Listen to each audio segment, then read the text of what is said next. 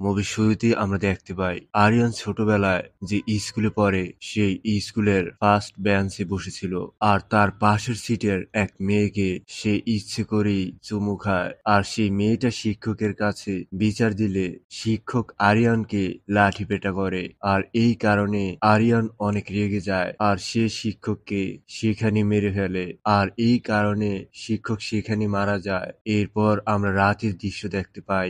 রাতে আরিয়ানের বাবা তার মামাকে নিয়ে বৃষ্টির মধ্য দিয়ে এক গাড়ি নিয়ে বের হয় আর এক বাসায় যায়। সেই বাসাটা হলো সেই শিক্ষকের বাসা, যেখানে আরিয়ানের বাবা মাস্টারের ওয়াইফকে বোঝায় যেন তার ছেলের বিরুদ্ধে মামলা তুলে নেয়, কারণ তার ছেলে অনেক ছোট আর এই কারণে সে ভুল করে ফেলেছে আর তাদের কাছে ক্ষমা চায় এবং এটাও ওয়াদা করে যে তাদের পরিবারের সারা জীবনের জন্য যত পরিমাণ টাকা লাগে সব দায়িত্ব আরিয়ানের বাবা নেবে, শুধুমাত্র আরিয়ানের নামে মামলাটা যেন সে উঠিয়ে নেয়। কিন্তু শিক্ষকের স্ত্রী বলে, আপনার ছেলে একটা জানোয়ার, ও আমার হাজবেন্ডকে মেরে ফেলেছে আর সেটার বিচার আইন আদালতই করবে।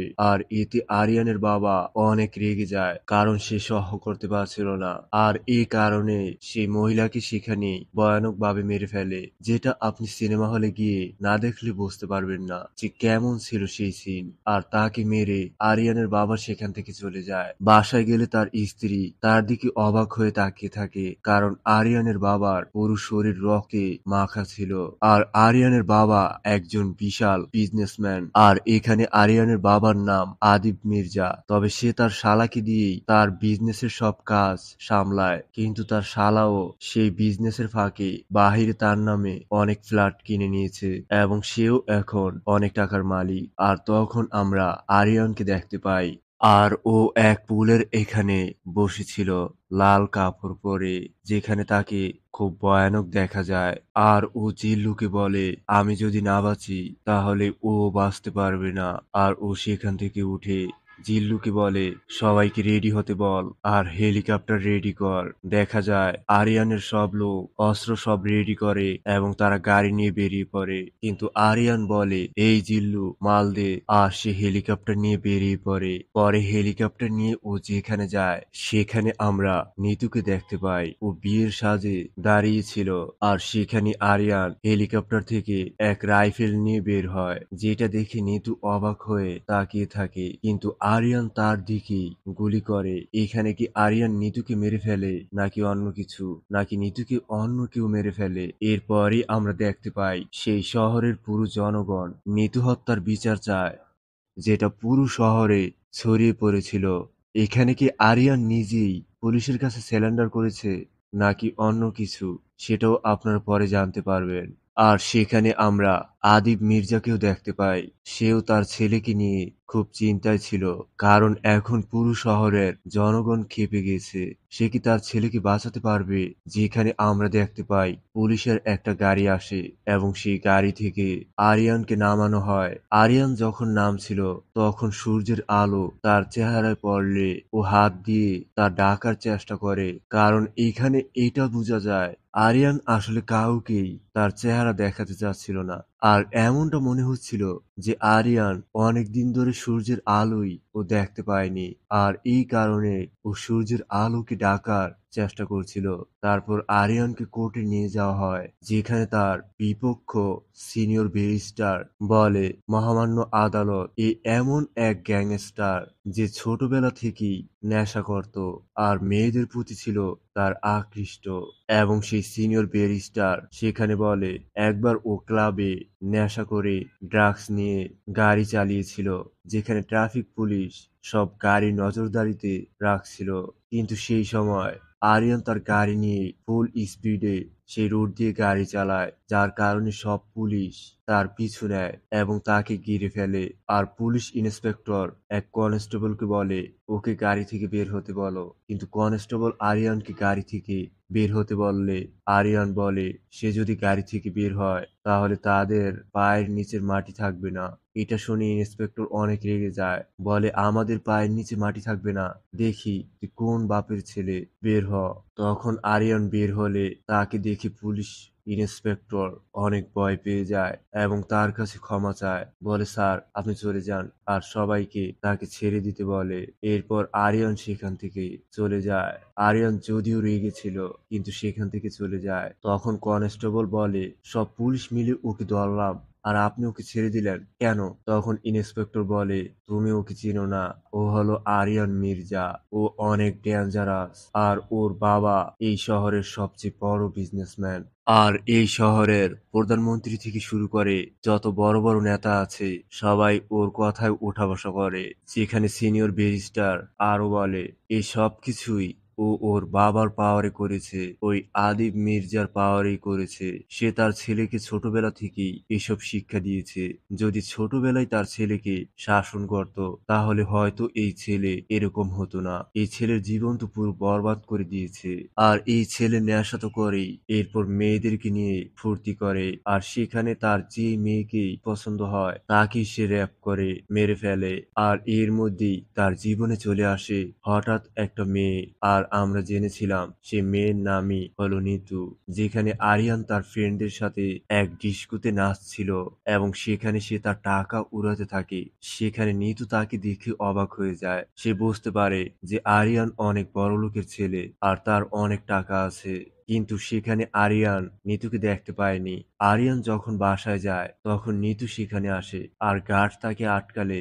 নিতু বলে সে স্যারের সাথে দেখা করতে চায়। তখন আরিয়ান তাকে দেখে অবাক হয়ে যায়। সে গার্ডকে তাকে ছেড়ে দিতে বলে। তখন নিতু তার কাছে এসে বলে, স্যার আপনাকে কাল ডিস্কোতে দেখলাম, আপনি অনেকগুলো টাকা সেখানে অযথা উড়িয়ে দিচ্ছিলেন। আর আমি তখন বুঝতে পারলাম যে আপনার অনেক টাকা আছে, আপনি অনেক বড় বিজনেসম্যান, তাই আপনার কাছে আসলাম। আসলে এখানে নিতু এসেছিল, তার একটা বাচ্চাদের চ্যারিটি রয়েছে আর সেখানে সব এতিম বাচ্চারা সেখানে থাকে এবং এর মধ্যে কানা খোরা অনেকেই রয়েছে।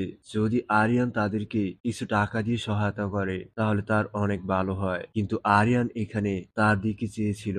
আরিয়ান তাকে বলে ড্রিঙ্কস করতে, কিন্তু নিতু বলে সে ড্রিঙ্কস করে না। তখন আরিয়ানের অ্যাসিস্ট্যান্ট জিল্লু বলে তাহলে আপনি জুস খান। তখন তাকে জুস দেয় কিন্তু জুসের ভিতরে জিল্লু ঘুমের ট্যাবলেট মিশিয়ে দেয়, যেটা খেয়ে নিতু সেখানে অজ্ঞান হয়ে যায়। তখন জিল্লু বলে যেহেতু ড্রিঙ্ক করেনি তাই আর কি জুসের ভিতরেই ট্যাবলেট মিশিয়ে দিয়েছি, এখন আপনি চাইলে এই মেয়ের সাথে যে কোনো কিছু করতে পারেন। কিন্তু আরিয়ানের এখানে নিতুকে দেখে অন্যরকম ফিলিংস হয়। সে সব মেয়ের মতো তাকে দেখে না।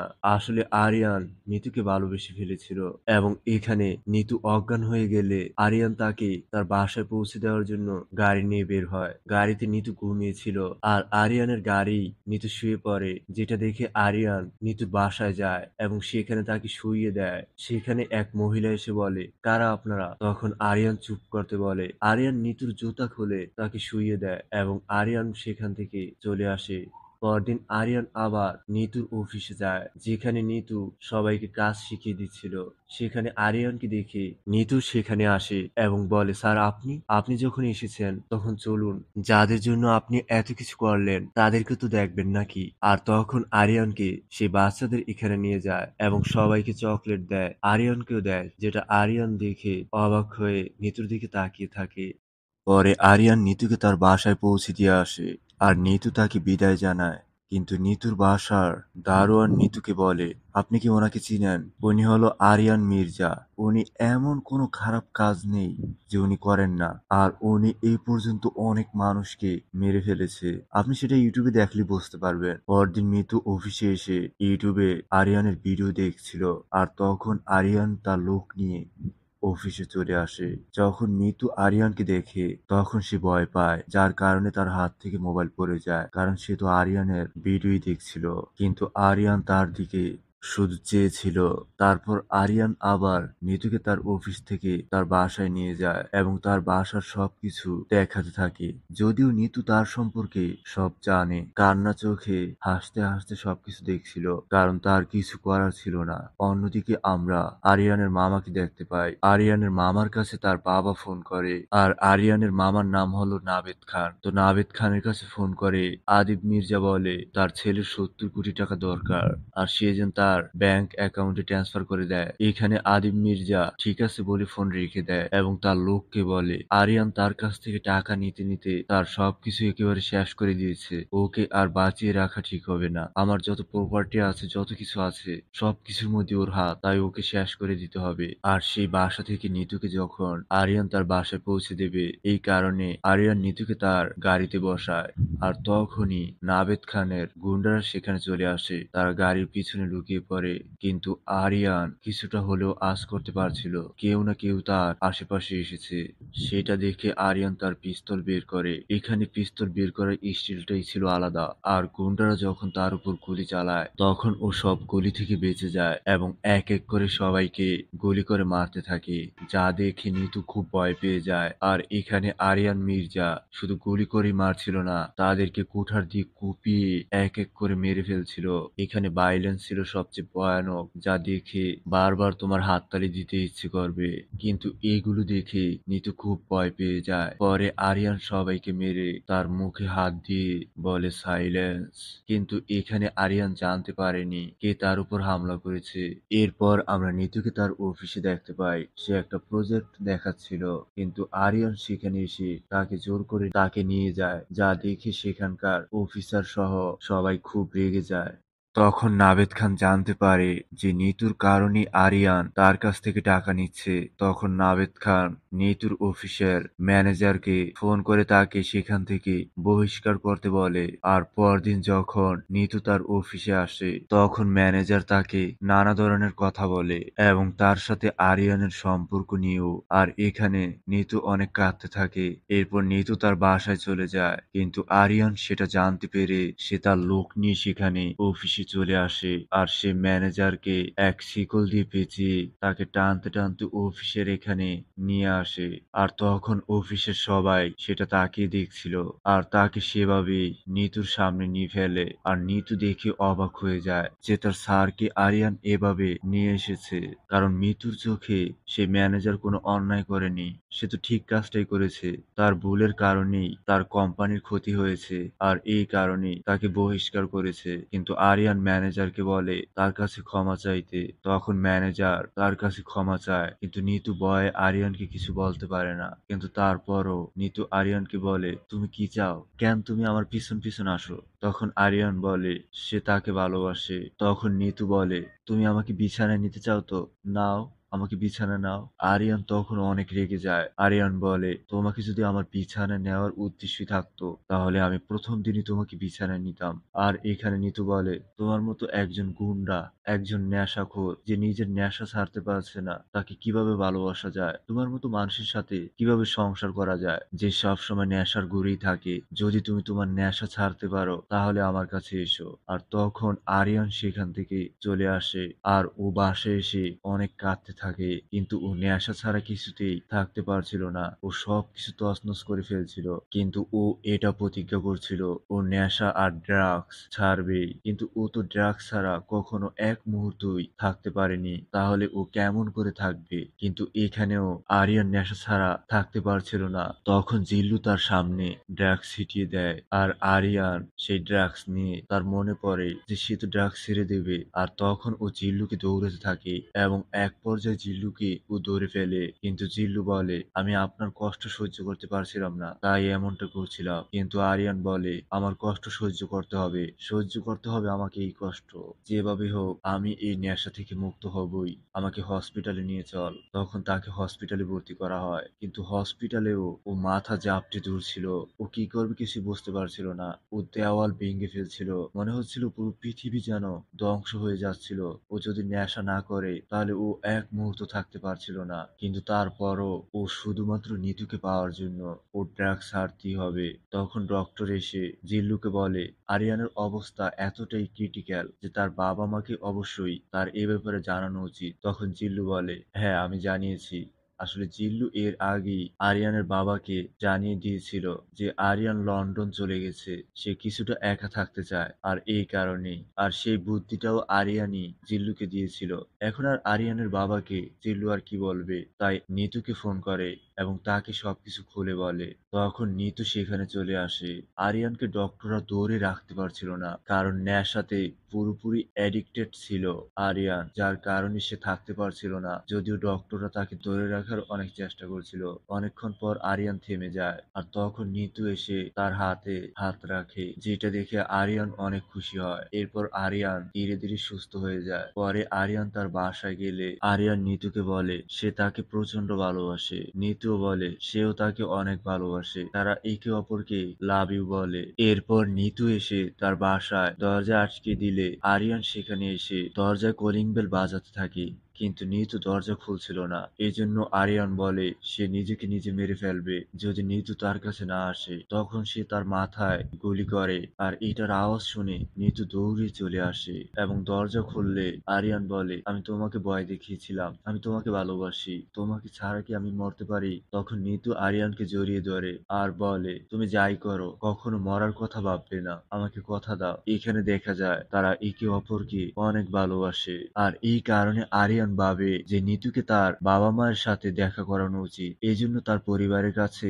তাকে নিয়ে আসে, আর সেখানে আমরা শুভকে দেখতে পাই। আরিয়ান তার দাদির সাথে এবং তার মায়ের সাথে নিতুকে পরিচয় করিয়ে দেয়। এরপর নিতুকে নিয়ে তার মামার এখানে গেলে শুভ আরিয়ানকে বলে এরকম একটা মেয়েকে তুই ভালোবেসেছিস, আর আমি যদি প্রস্রাব করি তাহলে এরকম হাজার হাজার লাখ লাখ মেয়ে বেসে যায়, আর তুই এরকম একটা মেয়েকে ভালোবাসস।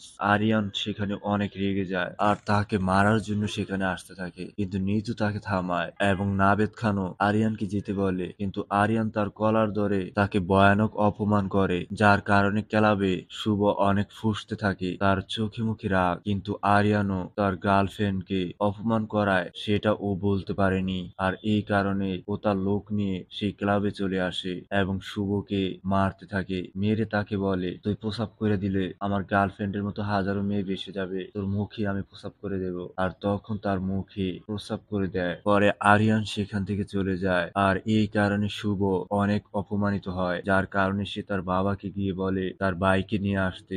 আরিয়ান একটা মেয়ের জন্য সে আমার মুখে প্রস্রাব করেছে, ও জানে না আসলে শুভরাও আরিয়ানদের থেকে কোনো অংশে কম ছিল না। তার বাবাও ছিল রাজনৈতিক পর্যায়ের সবচেয়ে বড় একজন লোক, আর সেই কারণে তার বাবা শুভকে বলে তোমার ভাইকে ডাক দিলে ও সব তছনছ করে ফেলবে। একবার শুভর ভাই থানায় গিয়ে থানার সব পুলিশকে খুব ভয়ানক ভাবে মেরে ফেলে, আর থানার ওসিও সব পুলিশকে সেখানে এনে হাজির করে, কারণ তারা জানে যে কোনো সময় রেহান তাদের উপর হামলা করতে পারে। এ কারণে তাকে আটক করার জন্য থানার পুলিশ সবাইকে নিয়ে আসে সেখানে, কিন্তু রেহান সেখানে নেমেই তাদেরকে ভয়ানক ভাবে গুলি করে মারতে থাকে। সবাইকে মারা হলে এক পুলিশ লেডি অফিসার সেখানে আসে, আর সে রেহানের দিকে পিস্তল তাক করে, কিন্তু রেহান তাকে দেখে সে নিজেকে কন্ট্রোল করতে পারে না, তাই সে একটা চুমু খায়, আর সে সেই লেডি পুলিশ কনস্টেবলকে সেখানে র‍্যাপ করে। এই কারণে তার বাবা তাকে বলে তুমি যে কাজ করেছো সেটার জন্য থানায় মামলা হয়েছে,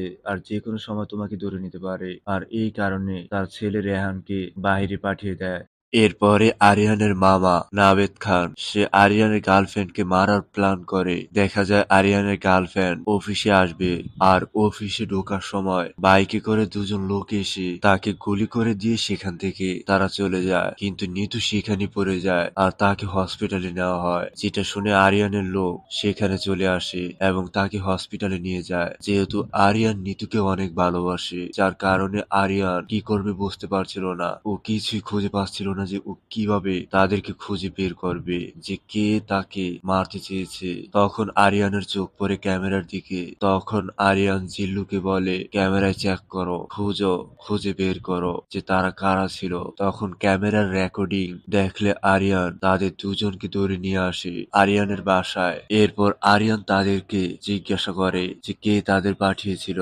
কিন্তু তারা বলে না। তখন অন্যজনের সামনে একজনকে জবাই করে ফেলে। এটা দেখে সে ভয়ে বলে দেয়, কিন্তু তাকেও মেরে ফেলে। তখন আরিয়ান জানতে পারে যে তার মামাই এসব করছে। তখন আরিয়ান তাদের থেকে ফোন নিয়ে তার মামাকে মেসেজ করে এবং তখন তার মামা এখানে চলে আসে, বলে এত কি, আর তখন দেখে সেখানে তাদের দুজনকে আরিয়ান খুব ভয়ানক ভাবে মেরে ফেলেছে। যেটা দেখে আরিয়ানের মামা অনেকটা ভয় পেয়ে যায়। আরিয়ান বলে আমার করেই আমার শত্রু।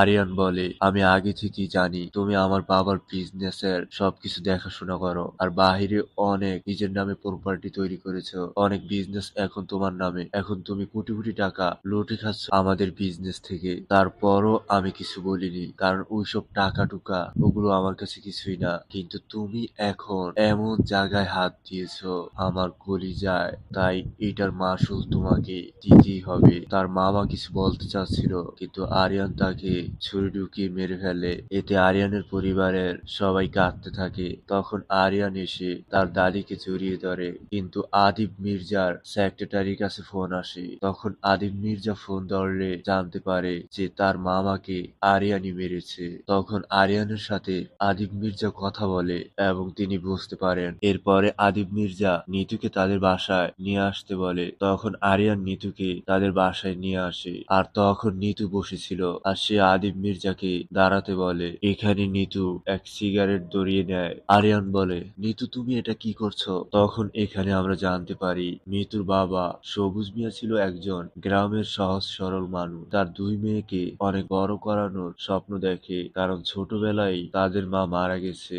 আর সবুজ মিয়ার ইচ্ছে ছিল সে তার মেয়েদেরকে ভালোভাবে পড়াশোনা করিয়ে তাদেরকে বিয়ে দিতে পারলেই তার আর কিছুই চাওয়ার থাকবে না। অন্যদিকে আমরা পলিটিক্যাল লিডারের সবাইকে দেখতে পাই, যেখানে তারা এক মিটিং করে এবং তারা বলে যে এলাকায় তারা আতঙ্ক চালিয়েছিল সে এলাকার অনেক মানুষ মারা গেছে, আর আতঙ্কবাদী হিসেবে সেই এলাকারই কোনো একজন সহজ সরল মানুষকে ফাঁসিয়ে দেওয়া উচিত, যাতে করে এই মার্ডারের কেসটা ধামাচাপা দেওয়া যায়। আর পরদিন সবুজ মিয়া তার মেয়েদের সাথে কথা বলছিল, আর তখনই সেখানে অনেকগুলো পুলিশ চলে আসে। কিছুক্ষণ পর ঝরঝরিয়ে বৃষ্টি নেমে যায়, আর এর মধ্য দিয়ে পুলিশরা তার বাবাকে টেনে নিয়ে যেতে থাকে। তারা দুই বোন তার বাবাকে ছেড়ে দিতে বলে, কিন্তু পুলিশ তার বাবাকে ধরে নিয়ে যায়। সেখানে তাদের মামা এসে কথা বলে যে একজনই তোমার বাবাকে বাঁচাতে পারে, সে হলো আদিব মির্জা। পরদিন রিয়া আদিব মির্জার বাসায় চলে যায়। সে তাকে বলে তার বাবা এসব কাজ করতেই পারে না, আর রিয়া তাকে কিছু টাকা দেবে বিনিময়ে তার বাবাকে যেন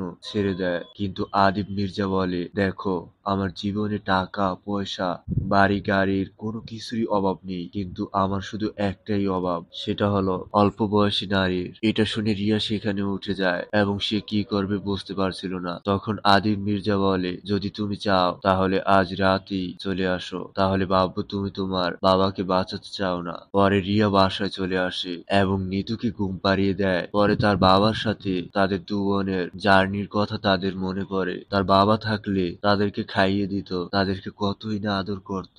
এগুলো মনে করে এক চিরকুট লিখে দিয়ে রিয়া সেখান থেকে সেই বৃষ্টির রাতে আদিব মির্জার বাসায় চলে যায় এবং তার দরজার সামনে টোকা দিতেই আদিব মির্জা বের হয়। তার এই বৃষ্টি ভেজা শরীর দেখে আদিব মির্জা অবাক হয়ে যায়। আর পরে নিতু ঘুমের মধ্যে হাত উঠালে সে তার বোনকে দেখতে পায় না, আর সে এক চিরকুট দেখতে পায় যেখানে লেখা ছিল সে মরলেই কেবল তার বাবা ফিরে আসবে। যেখানে দেখা যায় নিতুর বোন রিয়া ফাঁসিতে ঝুলে মারা গেছে। তার মানে তার সাথে কি হয়েছে তোমরা নিশ্চয়ই বুঝতে পেরেছ। আর এরপরই নিতুর প্রতিশোধের পালা শুরু হয়, আর সে এক অফিস খোলে যেখানে আরিয়ান এবং আরিয়ানের বাবা আদিব মির্জাকে সে টার্গেট করে। আসলে এই অফিস নিতুই চালাতো এবং তাদের সবাইকে টাকা দিত। তবে এখানে একটা জিনিসই সন্দেহ রয়ে যায়, সেটা হলো নিতু এত টাকা কোথায় পেল, আর সে কিভাবে এই অফিস খুললো। যাই হোক, আমরা যে ম্যানেজারকে দেখেছিলাম তারাও তার সাথে অ্যাক্টিং করছিল। হয়তো নিতুর এমনটা হতে পারে প্রথমে তার কোনো টাকাই ছিল না, আর সে সেই অফিস খুলে মানুষকে ঠগিয়ে টাকা নিচ্ছিল, যেমনটা দেখেছিলাম আরিয়ানের কাছ থেকে নিতু টাকা নিয়েছিল। আর নিতু এখানে আদিব মির্জাকে বলে, আপনার ছেলে তো এখন আমার কথায় উঠে বসে, আমি যদি ওর জীবনে না থাকি ওর বেঁচে থেকেও লাভ নেই, কারণ ও আমাকে এতটাই ভালোবাসে। যেটা আমরা আগেই দেখেছিলাম যে নিতুকে আরিয়ান কতটা ভালোবাসে, সে তার জন্য সবাইকে মেরে ফেলতে পারে, এমনকি তার বাবাকেও। আর নিতু সেটাই চাইছিল। আরিয়ান বলে, নিতু তুমি কি চাও? নিতু বলে, আমি চাই তোমাকে কষ্ট দিতে, আর তোমার কষ্টে তোমার বাবা যাতে কষ্ট পায় আমি সেটাই দেখতে চাই। এরপর নিতু সেখান থেকে চলে আসবে, কিন্তু আরিয়ান নিতুকে অনেক বোঝানোর চেষ্টা করলো, কিন্তু নিতু কিছুই বুঝলো না। সে সেখান থেকে চলে আসে। আর আরিয়ান কি করবে বুঝতে পারছিল না, তাই ও আবারও নেশা করে। এরপর ওর মাথায় আবারও রাগ উঠে যায়, তাই ও ওর বাবাকে নিয়ে গাড়িতে করে চলে যায়, যেটা দেখে আদিব মির্জা অবাক হয়ে যায় আরিয়ান এটা কি করছে। আর এখানে আরিয়ান তার বাবাকে নিয়ে এসে নিতুর কাছে ক্ষমা চাইতে বলে, কিন্তু আরিয়ানের বাবা কোনো ক্ষমাই চাচ্ছিল না। এই কারণে আরিয়ান বলে, তাড়াতাড়ি ওর কাছে ক্ষমা চাও, তা না হলে আমি কিছু একটা করে ফেলবো। আর তখন আরিয়ানের বাবা তার কাছে হাত জোর করে ক্ষমা চায়, বলে তাকে ক্ষমা করে দিতে। আরিয়ান বলে, তোমার সাথে যারা যারা কাজ করেছে তাদের সবাইকে ডাকো। আর কালকে ছিল আরিয়ানের জন্মদিন, আর আরিয়ানের বাবা তার দলের সবার সাথে কথা বলে এবং তাদের সবাইকে ইনভাইট করে এই অনুষ্ঠানে, এবং সেখানে দলের সব লোক সেখানে চলে আসে এবং সবাই এসে একসাথে বসে, যেখানে তারা আরিয়ানকে দেখতে পাচ্ছিল না এবং আদিব মির্জাকেও দেখতে পাচ্ছিল না। আসলে আরিয়ান সবাইকে মারলেও সে তার বাবাকে মারবে না, তাই তার বাবাকে আলাদাভাবে রাখে। কিন্তু সবাই বলে আদিব মির্জা কোথায়? আর তখনই সেখানে আরিয়ান ভয়ানক এক গান নিয়ে তাদের উপর গুলিবর্ষণ করতে থাকে এবং এক এক করে তাদের সবাইকে মেরে ফেলে এবং এখানে তাদের লাশ ছিটিয়ে পড়ে থাকে। পুরো সুইমিং পুলের পানি রক্তে লাল হয়ে যায়, যেখানে আসলে শুভর বাবাও ছিল। আর এই কারণে শুভ সহ্য করতে না পেরে সেখানে এক পলিটিক্যাল লিডার আদিব মির্জাকে ফোন করে আর তাকে বলে তার ছেলে যেই কাজ করেছে আর তাকে শাস্তি পেতেই হবে, আর সে যেন এর মধ্যে না আসে। কিন্তু আদিব মির্জা বলে আরিয়ান তার ছেলে, সব জায়গায় হাত দেওয়া যাবে কিন্তু এই এই একটা জায়গায় হাত দিতে পারবে না, তাহলে তোমাদের কোথায় কোথায় হাত পড়বে সেটা তোমরা নিজেরাও জানতে পারবে না। এটা শুনে ওই মহিলা লিডার ফোন রেখে দেয়। অন্যদিকে আমরা দেখি শুভকে, আসলে শুভর বাবাও সেই অনুষ্ঠানে গিয়েছিল আর সেখানে তার বাবাও মারা যায়, যার কারণে শুভ অনেক রেগে যায় আর সে বলে তার ভাইকে ফোন দিতে। যখন তার ভাইকে ফোন করে তখন আমরা রেহানকে দেখতে পাই আর সেখানে তার গার্লফ্রেন্ড তার বান্ধবীকে নিয়ে আসে এবং তার সাথে পরিচয় করিয়ে দেয়, কিন্তু তাকে দেখে রেহান ফিদা হয়ে যায় আর তাকে জড়িয়ে ধরে আর ছাড়ছিল না। এটা দেখে তার গার্লফ্রেন্ড বলে তুমি এটা কি করছো, আর এখানে তাদের দুজনকে মেরে ফেলে। আর কুকুরটিও সেটা দেখে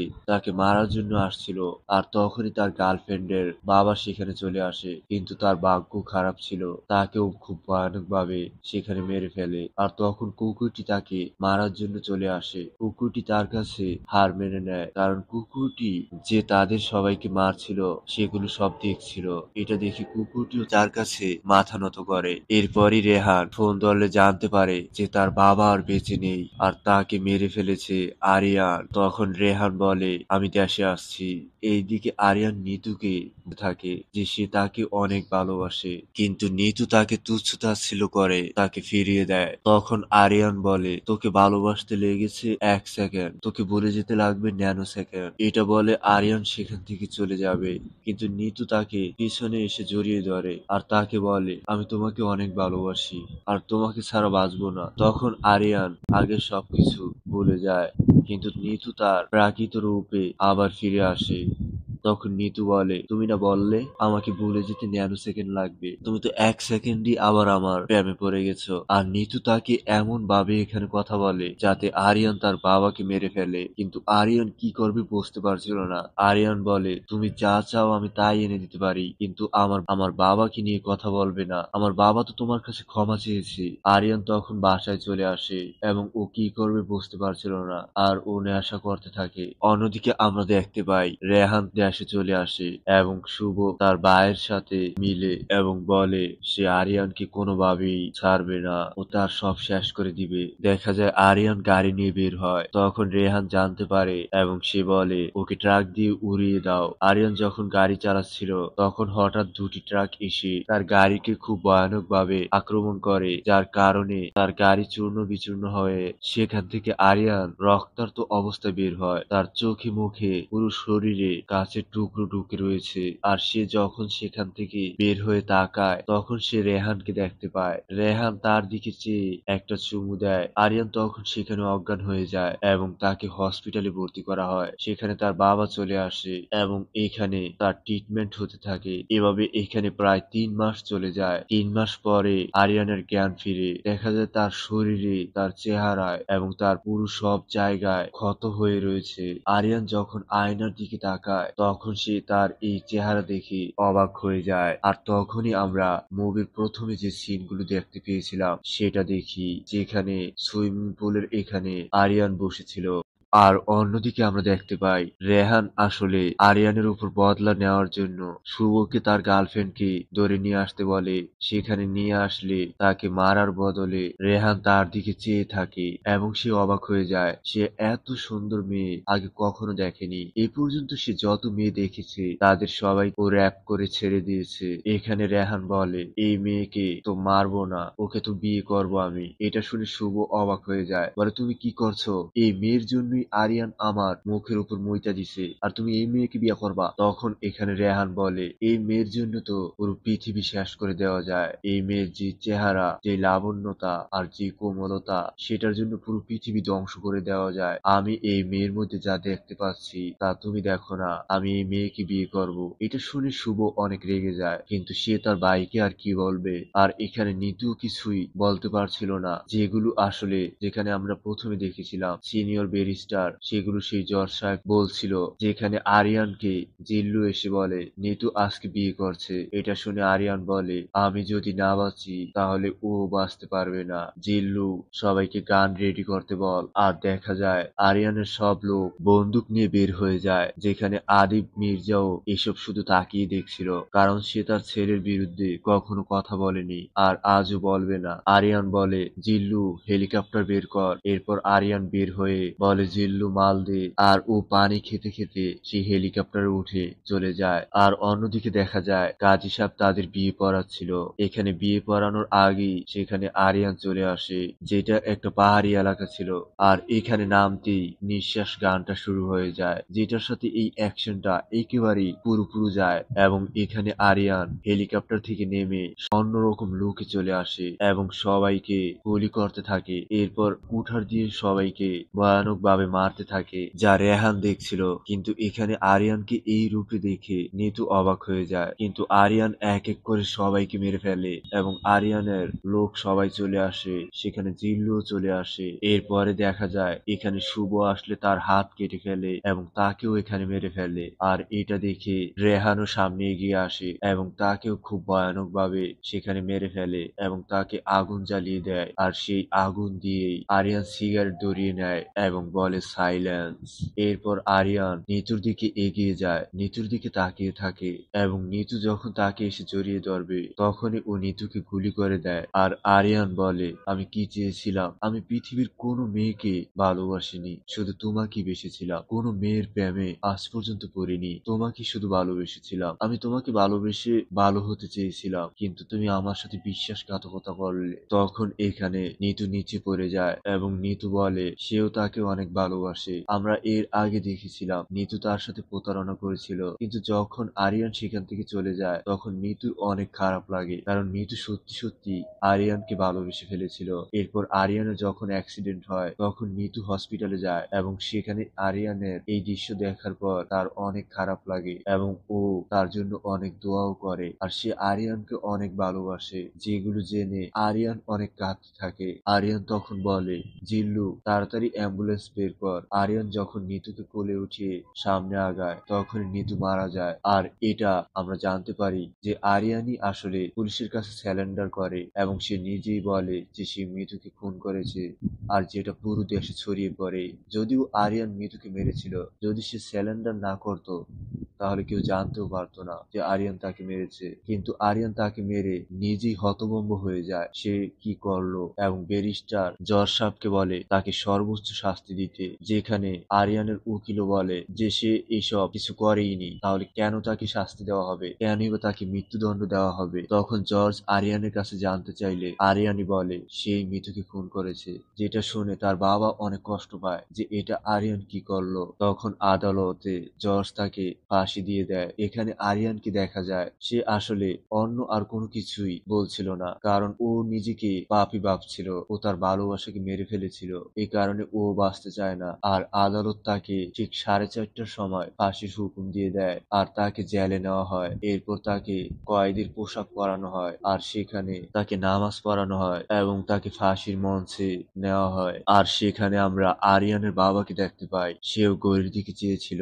ঠিক 4:30 বাজলে প্রতিশোধে আরিয়ানের ফাঁসি দেওয়া হয় আর সাথে সাথে তার বাবাও তাকে মেরে ফেলে। এখানে এটা বোঝা যায় যে তার বাবাও তাকে অনেক ভালোবাসে আর এখানেই আরিয়ান আর নিতুর ভালোবাসার সমাপ্তি ঘটে। তো এই মুভিটা তোমাদের কেমন লাগলো তোমরা অবশ্যই কমেন্টে জানাবে। আর হ্যাঁ, আমি এই মুভিটা অনেক আগে এক্সপ্লেন করেছিলাম কিন্তু অনেকটা পরে ছেড়েছি, কারণ আমরা সবাই বাংলা মুভির ফ্যান। আমরা চাই যে বাংলা মুভি টিকে থাকুক। আর এখানে এমন কোনো সিন দেখানো হয়নি যাতে তুমি হলে গিয়ে আর দেখার আকর্ষণ না থাকে। আমি জানি এতদিনই হয়তো সবাই এই মুভিটা দেখে ফেলেছো, এবং এই মুভিটার অ্যাকশন সিকোয়েন্স এবং এইসব লাভ স্টোরি এগুলো যদি তুমি সিনেমা হলে না দেখো তাহলে তুমি কিছুতেই আসল মজা বুঝতে পারবে না। তাই তোমাকে অবশ্যই এই মুভিটা সিনেমা হলে দেখা উচিত। তো আজ এ পর্যন্তই। আল্লাহ হাফেজ।